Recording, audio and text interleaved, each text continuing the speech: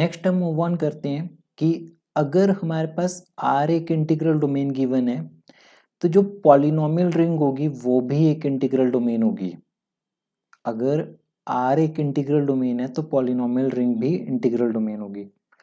Hardly 7 से 8 lines की theorem है और आपको बहुत इजीली मतलब ये समझ में आ जाएगी। तो प्रूफ शुरू करते हैं हम। प्रूफ में हमारे पास सबसे पहले क्या चीज़ है कि लेट जो आर है R be an integral domain. R क्या आ गया हमारे पास, एक इंटीग्रल डोमेन आ गया।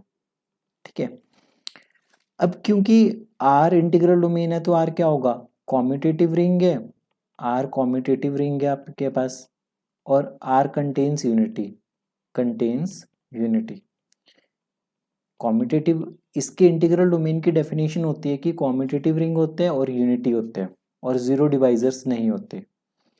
देयरफॉर जो आर ऑफ एक्स है, R of X is also, तो आर ऑफ एक्स भी क्या होगी, ये कॉम्यूटेटिव रिंग होगी।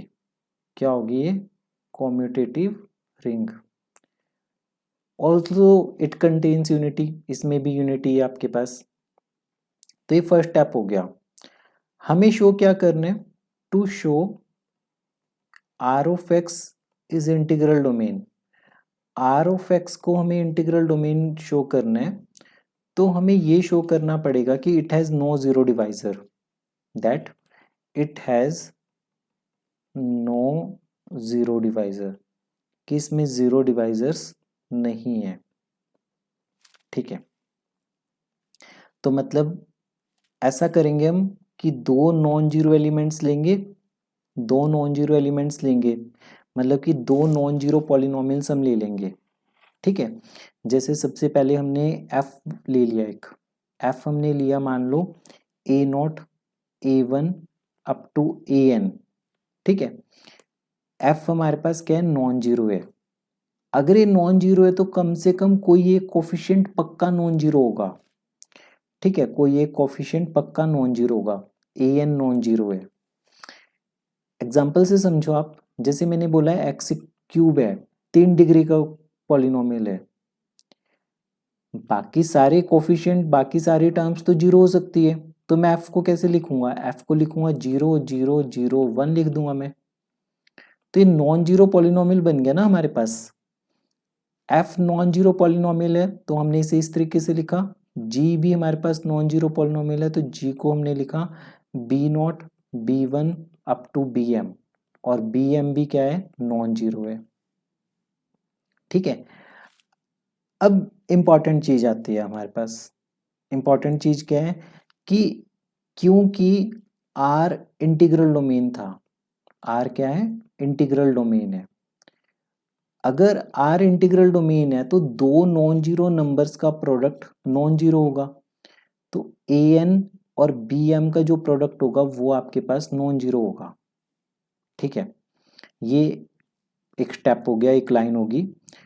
अब हमने एफ इंटू जी किया, जब हम एफ इंटू जी करेंगे तो हमारे पास क्या आएगा, C naught C1 C2 up to C M plus N. C M plus N जब हम लिखेंगे तो इसमें क्या आएगा, summation A I B J, I plus J किसके इक्वल होगा, एम प्लस एन के इक्वल होगा। तो हम सी एम प्लस एन को कैसे लिख सकते हैं, हम इसे लिखेंगे A M plus N B naught plus, फिर ये पावर्स डिक्रीज करते जाएंगे, इसकी पावर इंक्रीज करेंगे तो बीच में कहीं ना कहीं हमारे पास ए एन बी एम भी आएगा, फिर अप टू सोन लास्ट में जाके हमारे पास B M plus N A naught आएगा। ठीक है, तो ये टर्म नॉन जीरो थी, अभी देखा था हमने ये टर्म नॉन जीरो है, तो सी एम प्लस एन की क्या हो गया, नॉन जीरो हो गया। तो यहां से क्या पता चला, अगर एफ नॉन जीरो है, जी नॉन जीरो है, तो इन दोनों का जो प्रोडक्ट है वो भी नॉन जीरो हो गया आपके पास। एफ नॉन जीरो है, जी नॉन जीरो है, तो इनका प्रोडक्ट नॉन जीरो होगा। तो इसका मतलब कि जो पॉलिनोमियल रिंग है, polynomial ring has no zero divisors, इसमें कोई भी जीरो डिवाइजर्स नहीं है। तो इसका मतलब जो आर ऑफ एक्स है वो आपके पास क्या बन गया, एक इंटीग्रल डोमेन बन गया। ठीक है, तो बहुत बार रिपीटेड थ्योरम थी ये वाली कि आर अगर इंटीग्रल डोमेन हो तो आर ऑफ एक्स भी इंटीग्रल डोमेन होगा। फिर से एक बार समझते हैं, इंटीग्रल डोमेन मतलब कॉम्यूटेटिव रिंग और उसमें यूनिटी है। तो इसका मतलब जो पॉलिनोमियल रिंग थी आर ऑफ एक्स वो भी आपके पास कॉम्यूटेटिव हो जाएगी। हमें ये शो करना है कि आर ऑफ एक्स में जीरो डिवाइजर्स नहीं होने चाहिए, मतलब हमें ये शो करना है कि दो नॉन जीरो नंबर्स का प्रोडक्ट आपके पास देगा एफ इंटू जी नॉन जीरो देगा।